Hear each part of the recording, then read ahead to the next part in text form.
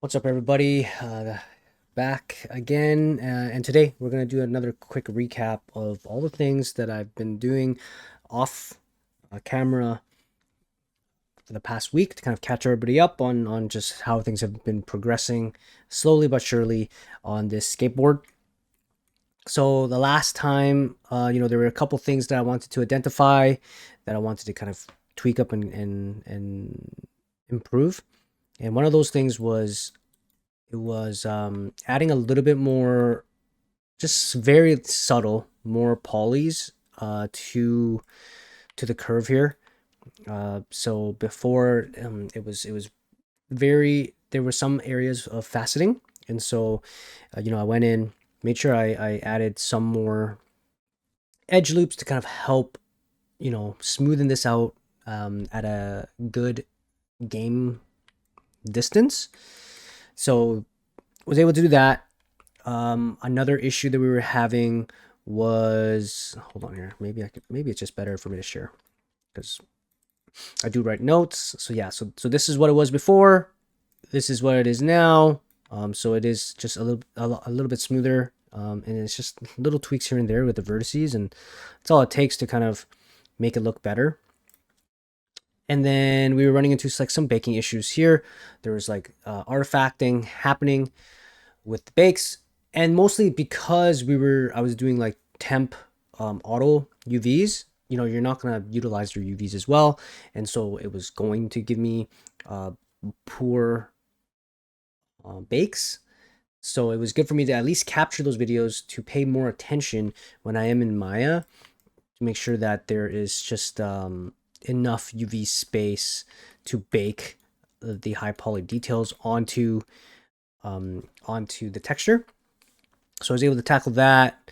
What else is there? And then I went and UV'd the skateboard. So that was another thing that I did. Went and did a proper UV on the skateboard. And not only did I do a proper UV on it, I think I discussed I discussed breaking things up a little bit, right? Like to do like a 1 to 2 texture, right? Not a square ratio, and then doing the trucks and everything else on a square texture, but at a smaller resolution, right? So, and then I learned a few things. I learned that, first off, textures in Substance Painter, doing like a 2-to-1 texture is not natively something that it just does really well. You would do your textures and stuff like that in Substance Painter, right? So even if you look at my deck here, I'm doing it in a square ratio.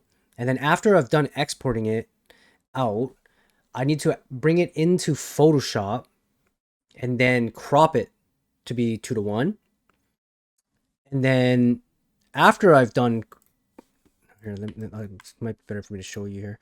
And then after I've done that, because if you look at this, no, sorry, I guess you can't look at this. But this texture here, it's actually stretched out to be a square ratio in Marmoset. And then I would just go to textures, and then I would tile the U to 2, and then keep the V as just 1. And then that's how I was able to kind of get my bakes and my textures to look correct in the 2-to-1 space. Again, if you're using a proper game engine, I'm sure this is a lot better at it. But for Marmoset, this is how I did it. And then what else was there? Let me take another look here. So yeah, so did the UVing for the skateboard. Here are the UVs. So that's the UVs for the deck, and then for the other part, the trucks and the wheels and the bolts, that's all right here. There's still, areas here where I probably could maximize my UV space a lot better. So, those are areas where I could go in and definitely optimize this even more. But for now, I'm going to leave it the way that it is, and it should be okay. Now, what else was there? Okay, and then creating a Marmoset mesh version. So I went and I did that. What that means is this is like the blown up version, right? for baking purposes to get nice clean bakes, and then I have to go in and make sure that you know that version is then duplicated, um, spun around, and all those things properly, so that I can put that into Marmoset, because you if when you're doing final renders and such, you don't want the blown out uh, meshes as you're rendering. So this is the final render mesh that you're seeing here in Marmoset.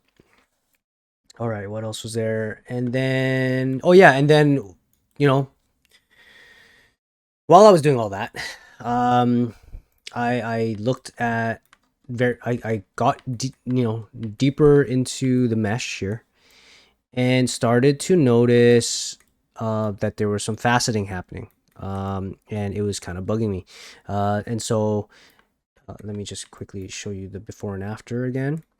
So this is the before, right? It was very obviously faceted, and I mean, to be fair, in a video game, you might not ever get that close. Like if this was the gameplay in the game engine skateboard, probably not going to see it, right? So it could have passed if I'm being honest, but the more that I spent in there, I was just like, no, I think I do need to add some edges.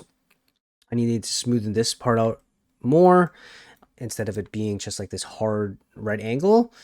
And so I went in and I did that, and it was unfortunate that I caught that later on, so I had to kind of like re-UV things and stuff.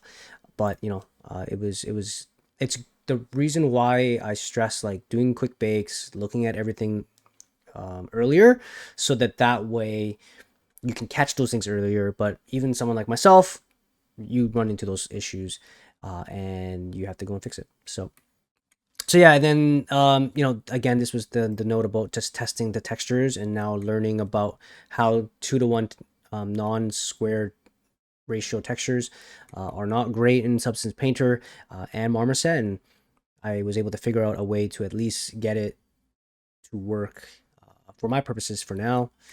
And yeah, now I'm gonna be working the next the next week. I'll be working on material blocking. So it's just blocking in the materials for the skateboard, and for me, like I want the bottom deck here. I decided that I was going to do a Vancouver Canucks themed deck because that's my hockey team. That's a team that I grew up watching that I love, and so I'm gonna create a skateboard deck based on the Vancouver Canucks theme. So yeah, so that's kind of a nice recap of everything that's been going on in the past week. Yeah, and I'll see you all again next time.